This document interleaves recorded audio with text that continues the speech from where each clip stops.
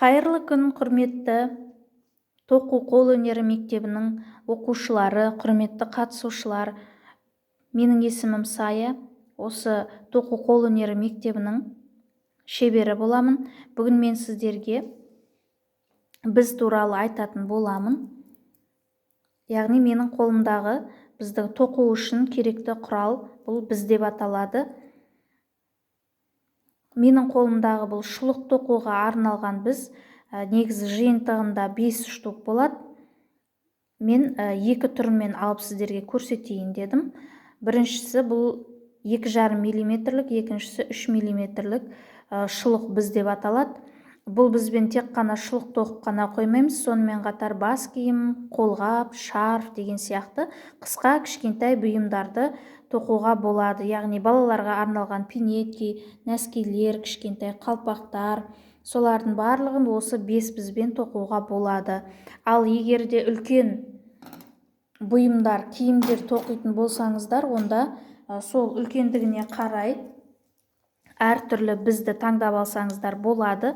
Бұлардың да размерлері әртүрлі болады. Мысалға алып қарасақ, мынау 3,5, 4, 7, 5 және 9 нөмірлі біздер. Бұл біздердің әрқайсысының размерлері де әртүрлі, сонымен қатар жасалған материалдар да әртүрлі. Мінекей, мысалға мынау бамбуктан жасалған болса, мынау металдан жасалған. Сонымен қатар арт жағында бізге ыңғайлы осындай сымдар бар, яғни ұзын. Үлкен көлемді заттарды тоқыған кезінде бізге өте ыңғайлы. Мінекей, әрқайсының өзінің сымнан, пластиктен жасалған осындай артында сымдар бар. Бұлардың ұзындықтары да әртүрлі болады. Мінекей. Мысалға сіз жемпір алып тоқитын болсаңыз, круг тоқисыз ғой, айналдырып, сол айналдырып тоқыған кезінде ұзындығына қарай. Ал шапка тоқитын болсаңыз, қалпақ, онда қалпақты сәл қысқалауымен тоқисыз деген сияқты. Сонымен қатар бұл біздердің сымы өзі бөлек алынатын түрлері де болады. Менде қазір алынбайды, ешқайсысы алынбайтын түрі бар. Бұлардың алынатын түрі бар, яғни мысалға сіз 9 мм-ліктен алып аласыз да, оны 2 мм-лікке, 5 мм-лікке қосып әрі қарай тоқуды жалғастыра бересіздер. Сондай жеңілдетілген біздердің түрі. Тағы да бір айта кететін жайт, мысалға сіз 9 нөмірлі бізбен мына жіппен тоқи алмайсыз, яғни жуандығына қарай, жіңішкелігіне қарай жіптерді таңдап алатын боламыз. Ол үшін, таңдау үшін, мінекей жіптің түрлері, мысалға бұл жіп Alize Lana Gold классик, жартылай жүн, жартылай акрилден тоқылған, дайындалған жіп, кешіріңіздер.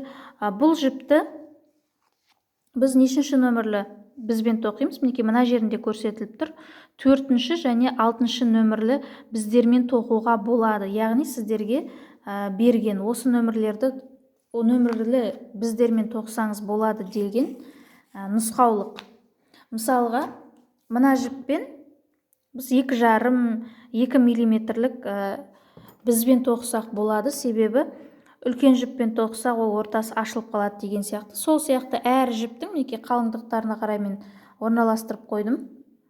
Әр жіптің қалыңдығына қарай, берген нұсқаулықтарына қарай сіздер өздеріңізге біз таңдайтын боласыздар. Мінекей, мынандай да өте жіңішке жіптер болады. Жіптердің де түрлері жібек жіп болады, мақта жіп болады, жүннен жасалған жіп болады.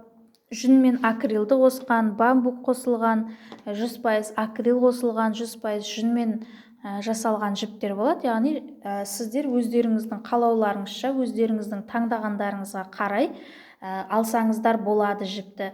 Мысалға кей адамдарда жүнге аллергия болады, или жаңа туған сәбилерде жүнге аллергия болуы мүмкін, болмаса бамбукке аллергия болуы мүмкін. Мысалы менің өзімде бамбуктен аллергия бар, қолыма бірден шығып кетеді аллергия.